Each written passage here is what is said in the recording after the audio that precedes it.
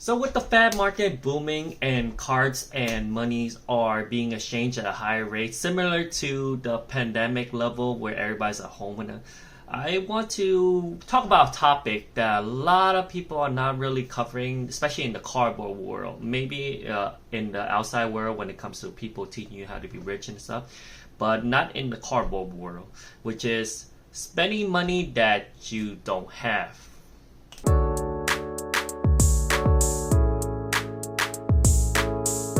So we all could agree that this right here is a luxury item. No, it's not a Gucci or an LV band that costs you a couple thousand that you wear on it. But this is something that we don't need. It's a shiny piece of cardboard that if we were to go without it in our life, we'll be perfectly fine. It's something, but yet we still spend money on. And I've watched people and seen people, and I myself, spend money on these things and put ourselves into debt because of it. In the recent month, I tuned into some live streams of fab players who open up boxes.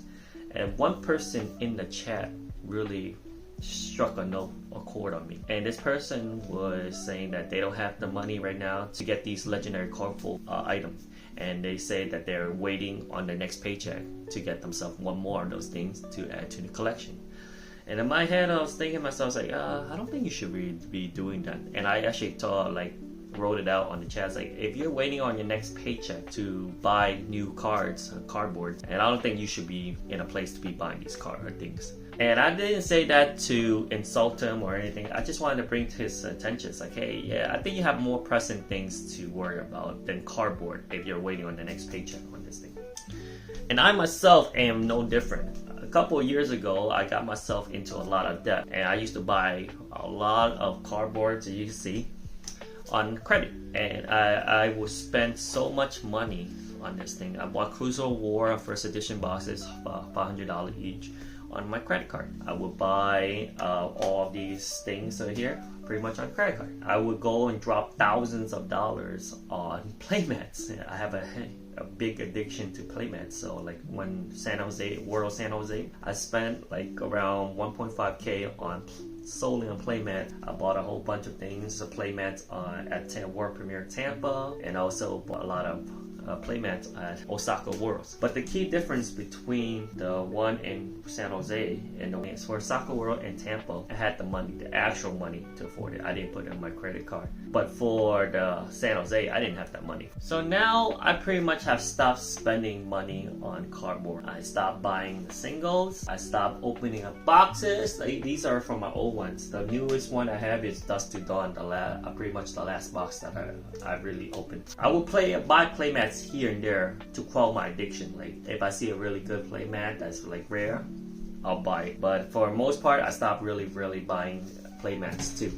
I used to buy any type of new playmats that came out. I would buy on a secondary market for an inflated price, and doesn't matter. I have playmats. I still consume a lot of fab content. I watch a lot of stream games. I watch market watch videos such as Stackswell, TCG Ted, and also JCH Jedi Games. I watch these things to keep myself in loop, keep myself updated, to see what's going on that stuff. But I really haven't been spending that much money, and I'll tell you why. So a couple of years ago, more specific, 3 years ago when I was 32 years old, I was sitting around $30,000 worth of credit card debt. And I decided myself, you know what, I gotta stop this. I spent all this money on fab cards, I'm digging myself a deeper hole.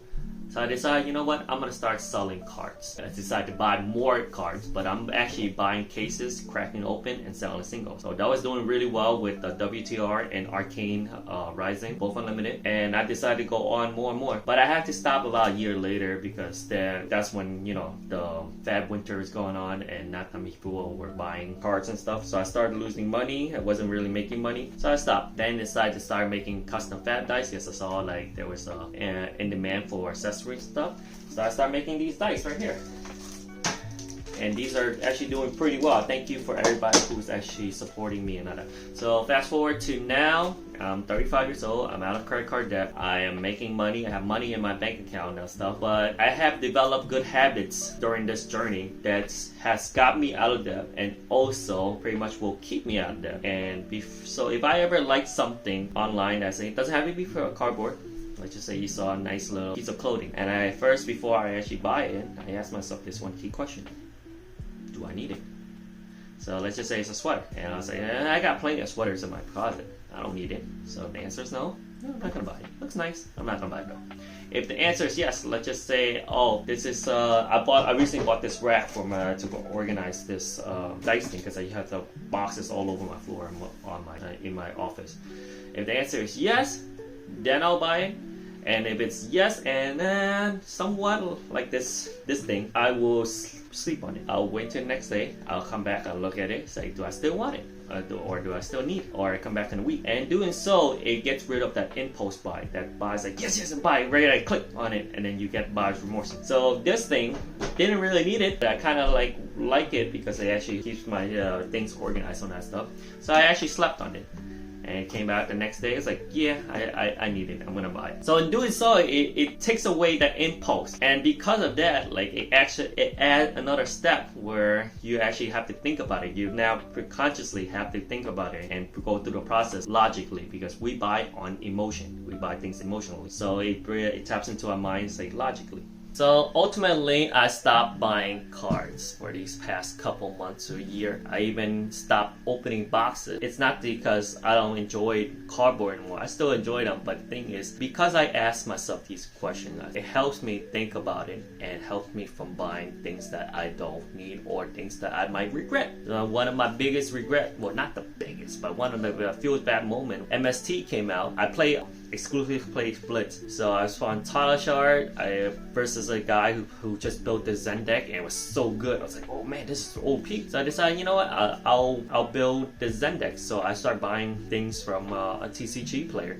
and one of the things I bought was the 12-petal Kazaya, which is the chess piece legendary Rainbow for $45. And I ended up not even playing that Zen thing. I stopped going to local army and stuff, and that card went down to like $15. And here I spent $40 something when it just came out, but now it just went all the way down. So that was a big feels bad moment, and that was almost the part where I was like, oh, where it stopped me from buying cards exclusively.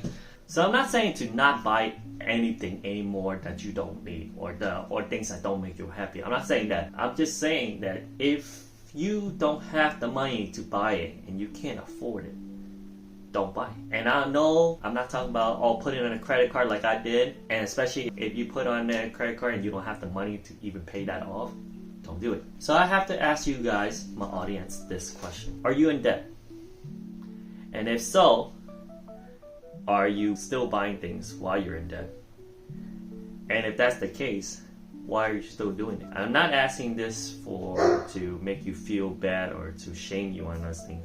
But I just want to know the psychology and all that stuff. And because everybody's different. I found out my why to stop the spending and stop with this downward spiral thing. But I want to know if you are still in debt, and are you still spending money, and why are you still doing it? I want to know your why. And if you are out of debt, did you recently get out of debt? How did you get out of debt?